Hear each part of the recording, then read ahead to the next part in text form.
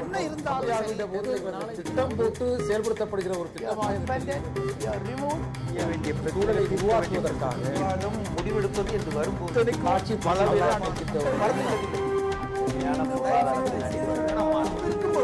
எதிர்த்து பேசி மக்களுடைய எதிர்பார்ப்பை நிறைவேற்றுவதால அவரை நல்ல நிர்வாகின்னு சொல்றோம். அவர் கந்தம்மாள் கலவரத்துக்குள்ள தான் அவர் பாரதிய ஜனதா கட்சி கூட்டணியை விட்டு வெளியில வராரு.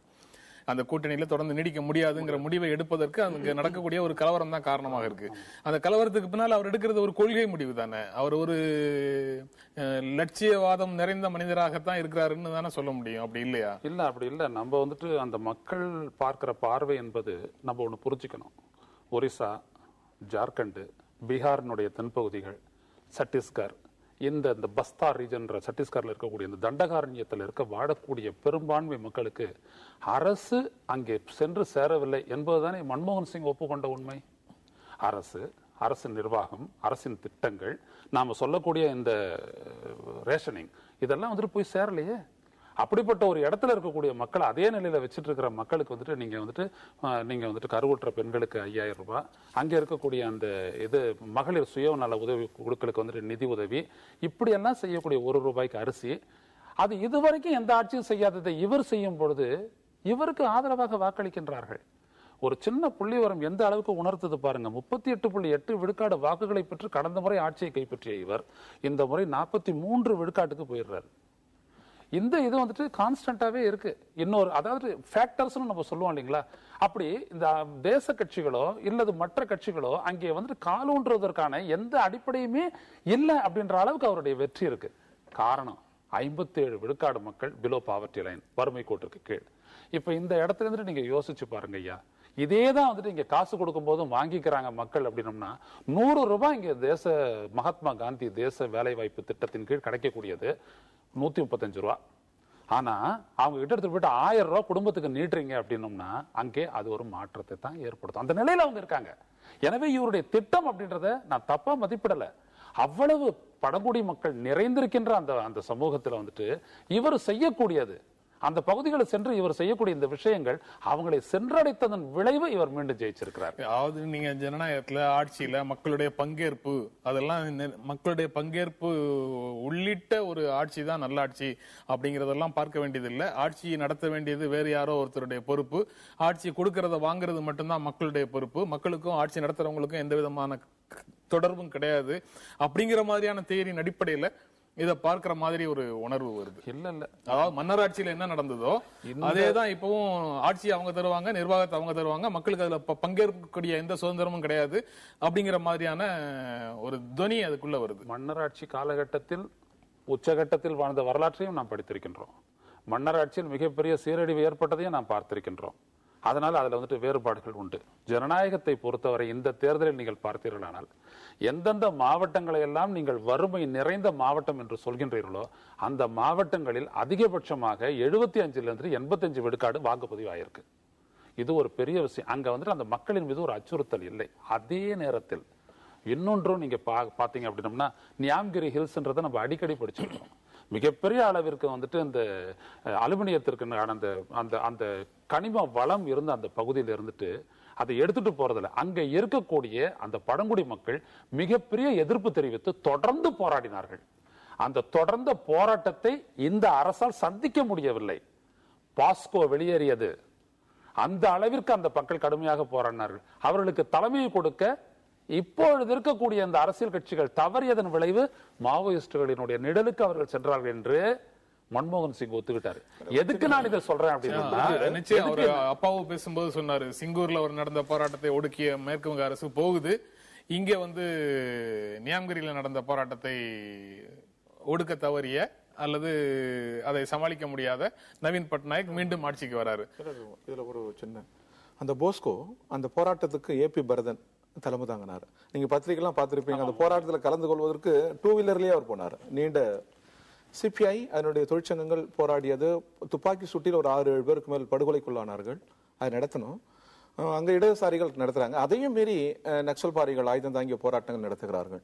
இதுல பார்க்க வேண்டியது என்னன்னாக்கா, நம்முடைய நியாம்கிரி மலையினுடைய அந்த கனிம வளங்களை ஒரிசானுடைய சட்டமன்றத்தில் எந்தவித விவாதமும் இல்லாமல் அவர்களுக்கு கதவை திறந்து விட்டது என்பது ஒரு முதலாளிகளுக்கு சாதகமான நடவடிக்கை. அது அதனால் பெருமளவு அதுலதான் வந்து ஒரு அரசு வந்து எந்த கொள்கையை தன்னிடம் வச்சிருக்கிறது அப்படிங்கிற கேள்வி இருக்கு. அதுக்குள்ள கொள்கை இருக்கு இல்லையா? முதலாளிகள் இப்ப நீங்க உலகமய கொள்கையை முழுவதும் ஆதரிக்கிறாரு.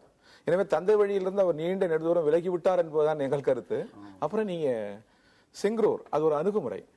ஒரு 25 ஆண்டு கால கம்யூனிஸ்ட் கட்சி ஆட்சியில் ஊழலை நீங்க சொல்ல முடியாது, மக்கள் மீதான ஒடுக்குமுறைகளை சொல்ல முடியாது. அணுகுமுறை தவறு. அந்த அணுகுமுறை தவறை பகிரங்கமாகவே இடதுசாரிகள் ஒப்புக்கொண்டு விட்டோம்.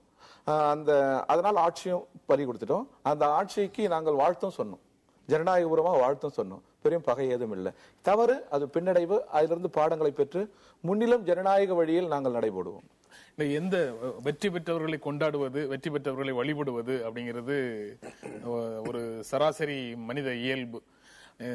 ஆனா இந்தியாவில் இருக்கிற மாநில அரசுகளுடைய வரலாற்றை எடுத்துக்கிட்டீங்கன்னா ஒரு 34 வருஷம் 1977 இருந்து 2011 வரைக்கும் 34 வருஷம் தொடர்ச்சியாக ஆட்சி நடத்தின மேற்கு வங்க இடது முன்னணி அரசு அது கொள்கை வழி ஆட்சியை நடந்துச்சா அல்லது வந்து அவர் இப்ப சொல்ற மாதிரி நிர்வாக ரீதியாக நல்ல ஆட்சி நடத்துனது, ஊழல் இல்லாத நிர்வாகத்தை கொடுத்ததுங்கிறதுனால மட்டுமே அவங்க தொடர்ந்து ஆட்சி நடத்தினாங்களாங்கிறது ஒரு கேள்வியாக வருது. நீங்க எப்படி பாக்குறீங்க அதை?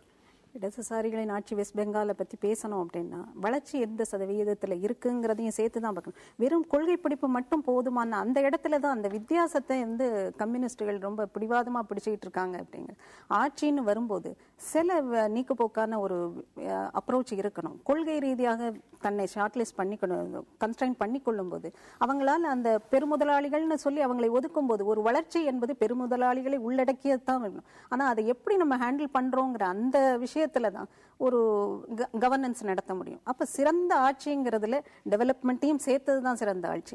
வெறுமன ஊழலற்றன்னா நீங்க ஆட்சியே நடக்காத போது, ஒரு டெவலப்மெண்ட்டே இல்லாத போது அங்க ஊழலுக்கான சந்தர்ப்பங்களும் குறைந்து போகுதுங்கிறது தான். அப்போ ஊழல் இல்லாத ஆட்சிங்கிறத சொல்ல முடியும். நீங்க அதிக அளவு டெவலப்மெண்ட்டையும் கொடுத்துட்டு ஊழலை குறைத்தீங்க அப்படின்னா அது ஒரு சிறந்த ஆட்சிக்கான ஒரு டெஃபினிஷனா இருக்கும். அந்த இடத்துல தான் கம்யூனிஸ்டுகள் வெஸ்ட் பெங்கால்ல தோத்து போனாங்கன்னு நான் நீங்க சேர்த்து பேசுங்க, எல்லாரும் எடுத்து பேசுங்க. அதாவது ஒரு சித்திர மேற்கு வங்கத்தை பற்றி மிக மிக பின்தங்கிய மாநிலம், கம்யூனிஸ்டுகளால் அது படுகுழிக்கு போய்விட்டது போன்ற ஒரு சித்திரம் தவற. உபரி மின் ஒரு 4-5 மாநிலங்களுக்கு தருகிற அளவுக்கு அது வளர்ந்திருந்தது. கல்வியில் வளர்ந்திருந்தது, ஸ்போர்ட்ஸ் விளையாட்டில் அது வளர்ந்திருந்தது. எல்லாவற்றோட முக்கியம் காந்தி சொல்வாரு, அரசியல் என்பது அதிகாரம் சம்பந்தப்பட்டது. அதிகாரம் மேலிருந்து கீழே இறக்கணும், லோ கடாலத். அமிர்தயாசன் சொல்றாரு ஒரு புத்தகத்துல, என்ன சொல்றாருனாக்கா 3 மாநிலங்கள் இந்தியாவுக்கு உதாரணம். ஒன்று தமிழ்நாடு. எப்படி அப்படின்னாக்கா இந்திய நாடு விடுதலை பெற்றிலிருந்து இன்று வரை சமூக நல திட்டங்கள் இந்தியாவில் வேற எங்கும் இல்லாத அளவுக்கு யார் ஆட்சிக்கு வந்தாலும் சரி, திமுக அண்ணா திமுக யார் ஆட்சிக்கு வந்தாலும் சரி, சிறப்பாக இருப்பது தமிழ்நாடு. இன்னொன்று நீர்கள் காற்று இவையெல்லாம் மாசுபடாத, எக்கலாஜிக் கிரைசிஸ், ஏர் ஃப்ளட்டட் இது போல இல்லாத நல்ல சுகாதார சூழலும் கல்வி சூழலும் உள்ளது கேரளா.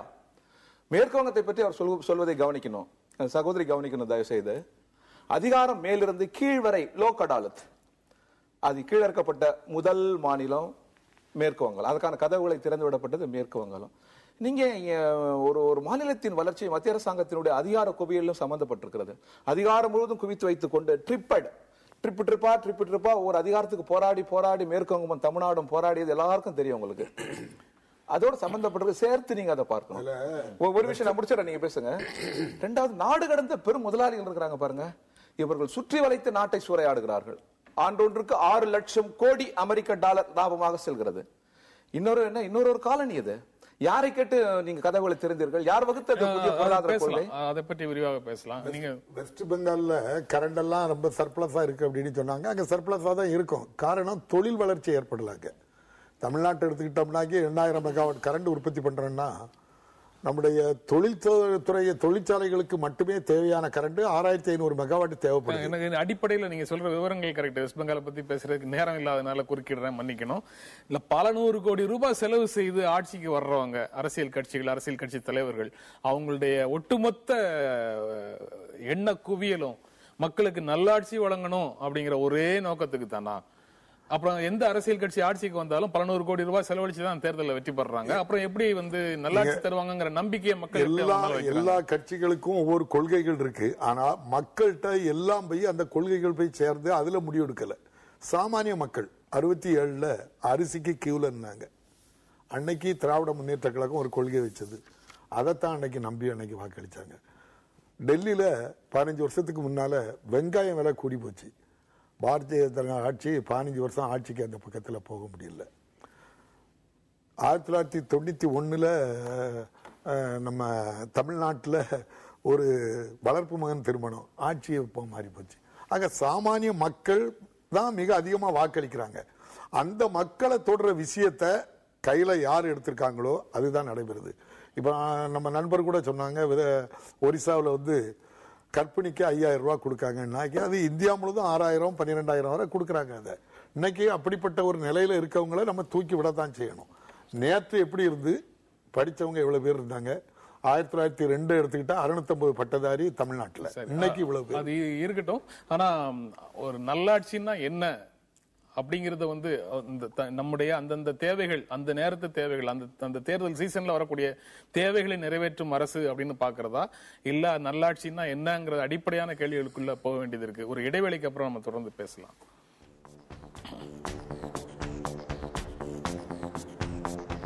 என்ன இருந்தாலும் திட்டம் போட்டு செயல்படுத்தப்படுகிற ஒரு திட்டமாக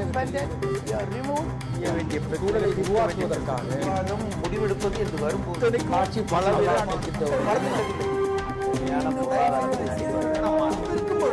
எதிர்த்து பேசிட்டு நாட்டுல